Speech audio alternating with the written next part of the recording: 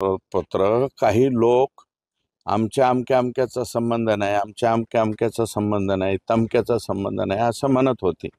परंतु याच्यातला मी म्हणलेला आका म्हणजे वाल्मिक कराड हा त्याचा मुख्य सूत्रधार झाला, मास्टर माइंड झाला आणि त्यांनीच हे सगळी घटना जी आहे ती केलेली आहे. हे SITनं जे काल आरोपपत्र दाखल केलेलं आहे त्याच्यामध्ये चार्जशीटमध्ये त्यांनी क्लिअर कट तसं म्हणलेलं आहे.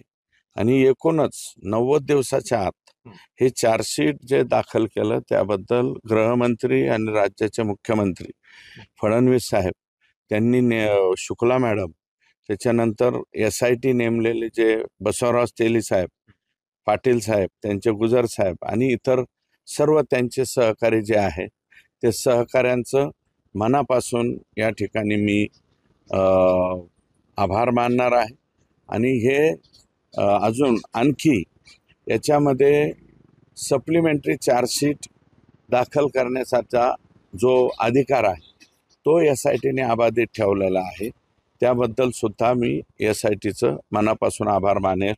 कारण आणखी काही लोक आहेत जसं की तिथले महाजन, त्याच्यानंतर राजेश पाटील नावाचे हे जे 2 अधिकारी आहेत, या अधिकाऱ्यांच्या भूमिका प्रचंड संशयास्पद आहेत.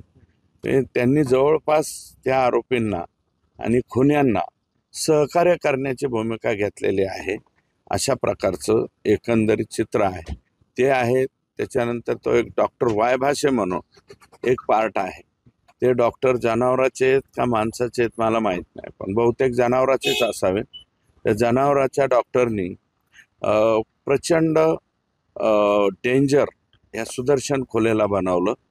तो जरी डॉक्टर असला तरी स्वतः मुकादम लावतो आणि मुकादम लावून स्वतःला मुकादम लावतो आणि तुम्हाला सांगतो की लोकांकडून वसुल्या गोळा करणं, हे करणं, याच्यामध्ये ट्रॅक्टर उचलणं, कोणाचे ट्रॅक्टर बळजबरीनं उचलून आणणं, अशा प्रकारचे कृत्य सुदर्शन घुले, प्रतीक घुले आणि इतरांकडनं हे करत राहिला.